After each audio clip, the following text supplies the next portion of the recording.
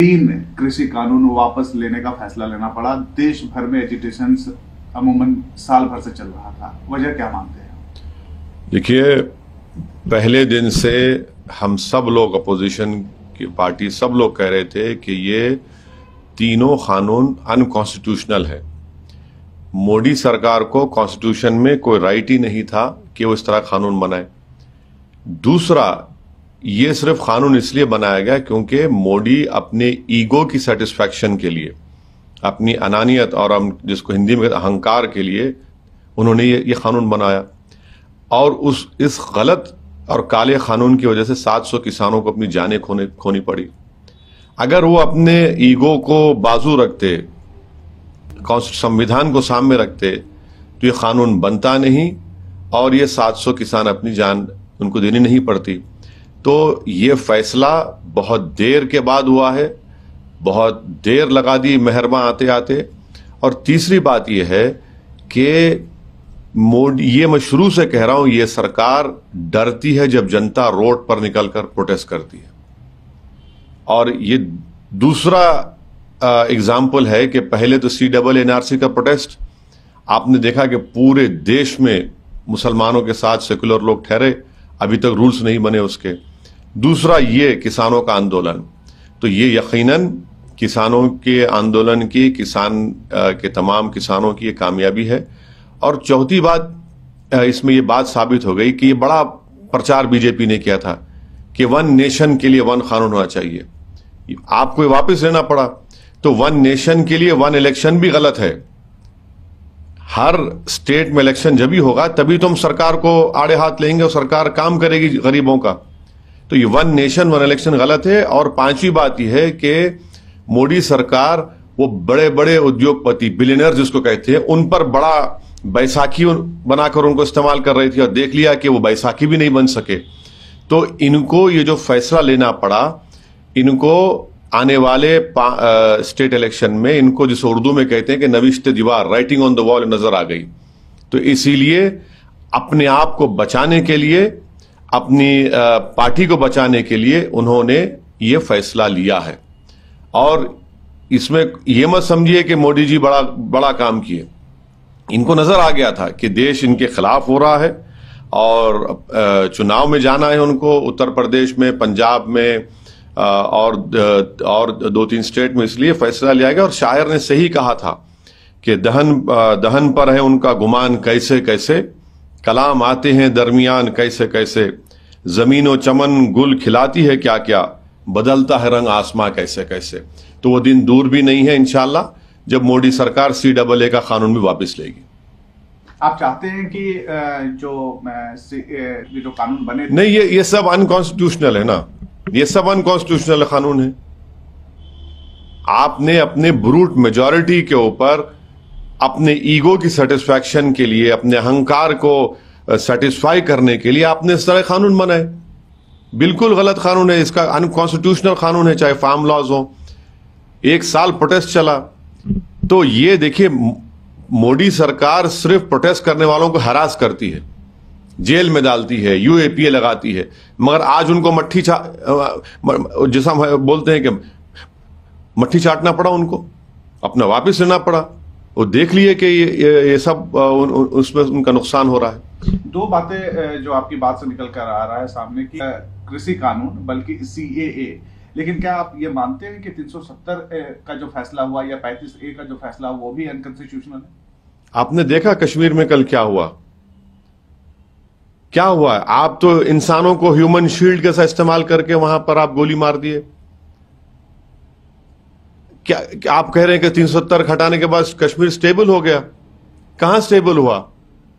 गृह मंत्री देश के श्रीनगर में है और पटाखे फुटते हैं, हजारों के साथ पटाखे फुटते हैं, और कल वहां पर ह्यूमन शील्ड के तौर पर इस्तेमाल किया गया और अब लाश भी नहीं देते।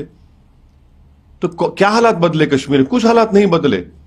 आप सिर्फ अपनी जिद, अपने आइडियोलॉजिकल जो गोल्स है उसको पूरा करने के लिए अनकॉन्स्टिट्यूशनल तरीके से कानून बना रहे पूरा। वो भी वापस होना चाहिए। नहीं, आप ये तो सब देखते जाइए ना आगे क्या क्या होता है। मगर क्या कश्मीर में स्टेबिलिटी आ गई? क्या कश्मीर में अमन हो गया? कहां हुआ है? जब लोग रोड पर निकलकर मरने वाले इनोसेंट लोग कह रहे हैं कि कम से कम हमारी लाश तो दे दो हमारी, आज आपको एक्सह्यूम करना पड़ा उनकी बॉडी को। कहां आपने स्टेबिलिटी लाई कश्मीर में? कहां LAC और LOC पर अमन है? लद्दाख में के अंदर आप जाइए, ऊपर चीन बैठा हुआ है। आपने पाकिस्तान से दोबारा सीज फायर क्यों किया और उसके बावजूद भी वहां पर ड्रोन से हथियार आ रहे हैं? तो देखिए हर महाज पर मोदी सरकार नाकाम साबित है और ये बताता है देश को, और हमको ये पैगाम मिलता है कि कोई भी सरकार अगर 300 MP सीट जीत कर ला भी लेती है तब भी वो गवर्नेंस नहीं कर पा रहे हैं ना, गवर्नेंस नहीं कर पा रहे हैं। इसीलिए इनको हालत मजबूरी में अपने आप को बचाने के लिए ये इस तरह के कानून को वापस लेना पड़ा, जो कानूनी और अनकॉन्स्टिट्यूशनल है। ये सवाल ये भी आ रहा है कि जो किसान मरे में क्या सरकार किसी मुआवजा या फिर किसी बड़े ऐलान का होना यकीनन देना चाहिए। जब सरकार इस बात को मान रही है कि हमसे गलती हुई और हम इस कानून को वापस ले रहे, तो ये सरकार का एक मॉरली भी और लायबल है इसके ऊपर, ये उनकी जिम्मेदारी है। अगर आप ये कानून नहीं बनाते 700 किसान नहीं मरते, तो कम से कम आप उनकी मदद तो करिए। देखिए जान तो चलेगी, जान तो वापस आने वाले नहीं है। पैसा किसी इंसान के, किसान की जान की कीमत नहीं बन सकता, मगर कम से कम उन किसानों से अगर मोदी सरकार को इतनी हमदर्दी वाकई में है तो हम इस बात का डिमांड करते हैं कि मोदी सरकार उनको एक्सग्रेशिया दे। जब आप मान चुके हैं कि यह अनकॉन्स्टिट्यूशनल था, इनसे गलती हुई, हमने अपने ईगो की सेटिस्फैक्शन के लिए अपनी ब्रूट मेजॉरिटी के ऊपर एक काला कानून बनाया जिसको हम वापस ले रहे हैं, तो उनकी मदद करिए। उन 700 किसानों के ताल्लुक से भी आप थोड़ा अपने दिल में नरमी पैदा करिए, जरा नमी दिखाइए और उनकी मदद करिए। और लखीमपुर खीरी भी जो हुआ, लखीमपुर खीरी में तो वो तो मंत्री बने बैठे हैं, उनका बेटा जेल में है जिसने उन किसानों को मारा। आप मंत्री पद पे कैसा रहेगा, कैसे इंसाफ होगा उन किसानों से, जो 4 किसानों से जिसको मंत्री के बेटे ने अपनी गाड़ी से रौंद दिया, अपनी राइफल से उन पर गोली चलाई। अगर सुप्रीम कोर्ट सोमोटो नहीं लेता तो वो बेटा भी गिरफ्तार नहीं होता।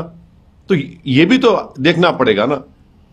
कानून वापस जैसे लिए हैं, क्या मंत्रालय गृह मंत्री का?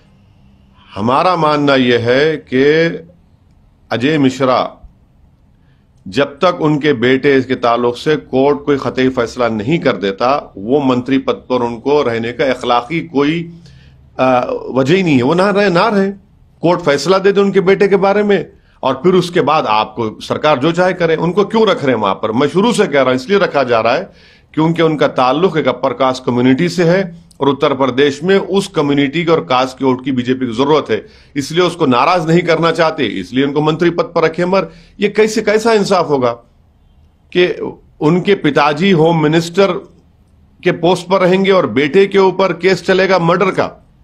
ये तो सुप्रीम कोर्ट के सोमोटो लेने से ही तो इतनी बात आगे बढ़ी, वरना वो तो वहीं खत्म हो जाता। चलिए, वैसे जी आपसे एक सवाल है कि जब इतना किया है तो क्या ये हम उम्मीद करें कि जो किसान प्रदर्शन में बैठे हैं वो वापस जाएंगे अपने घर?